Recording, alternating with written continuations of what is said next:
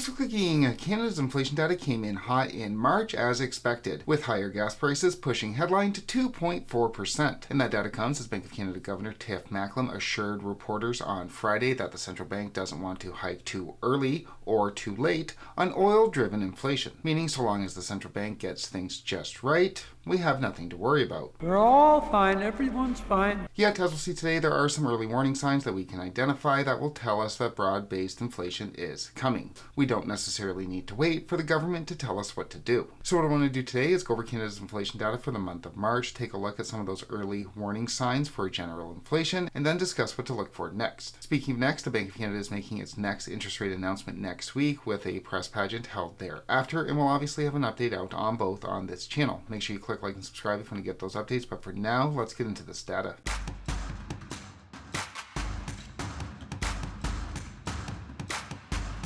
Onto the data. As mentioned, inflation came in hot on higher gas prices, with headline coming in at 2.4%. The biggest driver was obviously those higher gas prices, with year over year coming in at 2.2, where they excluded. Food inflation, not good at all, increasing from 4.1 to 4.4, with vegetables up to 7.8. In fact, the majority of the stuff that we really need was all up in March, with gas, food, and cars all pushing the CPI up, with natural gas, house prices, women's clothing, and furniture all pushing the CPI down. So yeah, so long as you don't have to leave the house or eat, you're all set. Does that count for something?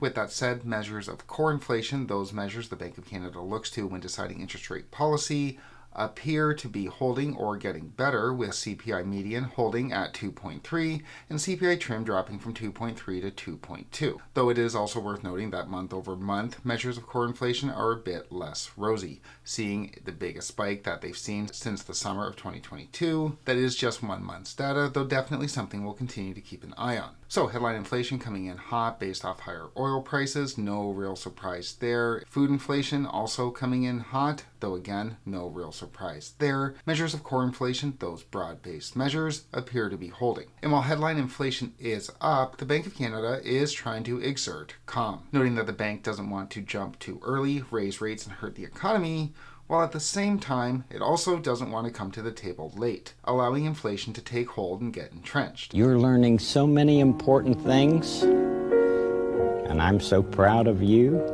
Which obviously makes sense. The economy is, as David Rosenberg put it, sclerotic. Meanwhile, we have persistent worries about inflation stemming from the war in Iran. And while the central bank has said over and over again it plans to look through current increases in inflation, ignore this headline inflation stemming from gas prices, we don't necessarily have to wait for the government to tell us where things are headed.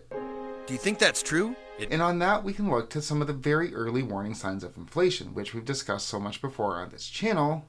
The money supply, as inflation, as per Milton Friedman, is always and everywhere a monetary phenomenon. And the Bank of Canada has concurred with this in the past, noting that the broad money supply is a good leading indicator of inflation. So as the money supply increases and the amount of goods stays relatively unchanged, the price of those goods, the price of those services are going to increase. But remember, money isn't just created when the central bank prints it. It's also created when the banks, the big banks, extend new loans. So you need a mortgage, you go to the bank, your bank rep punches a few digits into the computer, $400,000 gets created, you take that $400K, you go buy your new house, that's $400,000 additional dollars now in the system. So at this point, an increase in the number of dollars in the system relative to that of the amount of goods available will increase inflation, and those dollars get increased by the extension of new loans by commercial banks or when the Bank of Canada prints them. On the other hand, though, if more money isn't being created and stuff just costs more money, say like oil, well then the existing stock of money just leaves one place and goes to the other. People give less money to Starbucks and more money to the gas station. No new money being created, so at least initially, no inflation. And that's the way the central bank is going to be looking at current inflation, at the inflation we're seeing coming out of the Middle East. That, at least for now, you'll put more money towards gas and less money towards beer and popcorn. You stupid hicks! As such, if we're trying to ascertain where broad-based inflation is heading, we want to look at the rate of money creation, at the rate at which new money is entering into the system.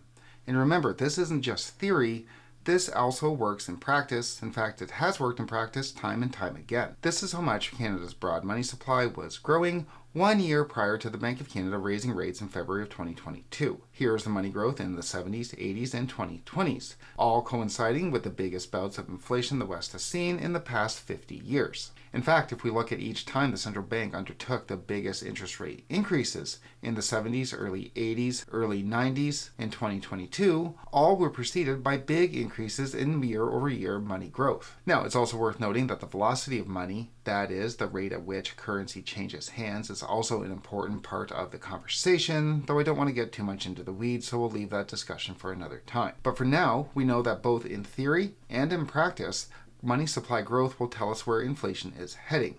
As such, where is money supply growth sitting right now? Well, as of February, M2 money growth was sitting at 5.9%, right about where it should be. Actually, maybe a little bit under it. Now, obviously, the new aggregates, the aggregates that we really want, aren't out yet, the aggregates from post-February 28th. Obviously, when oil prices did this. Because what we want to know is, are people borrowing? Are new loans being created to pay for this increase in gas prices? Are they putting the couch on the credit card while their paycheck pays for the gas? Because if that's the case, then the central bank is very much going to have an issue with it in the medium to longer term, and will seek to restrict the extent to which that option is available to consumers. And make no mistake, though the central bank says it does not target the money supply when deciding monetary policy, it sure does look to monetary aggregates when gauging it. It just can't say so explicitly, as if it admitted it, then it would have to admit that it always knew that, and then would have to admit that it lied in 2020, it duped the population when it said near zero when the money supply was doing this. Now, obviously, it's not just the money supply that's going to be watched by the central bank. They're going to be on the lookout for a wage price spiral, as we saw during the last bout of inflation back in 2022, when they, to put it nicely, angered all of the union leaders by telling employers not to grant wages to make up for the lost purchasing power brought on by the money printing. Why would you possibly bring that up? But those wage price spirals, that's probably looking much farther into the future. We're looking a year at least out. We're not looking at anything immediate. So, for right now, headline inflation up, yes, 2.4%, very much expected. Food inflation up. Again, the bank will tell you not much they can do about that. With that said, measures of core inflation do appear to be holding, and the money supply growth is holding as well, though we don't have the data in yet that we need to really assess where inflation is heading. If you were watching that money supply data in 2020, you would have known very well where the inflation was heading, and again, would have also known in the 70s, 80s, and early 90s. Ergo, watch it again this time. It was very helpful the last every time, and it will continue to be helpful this time around.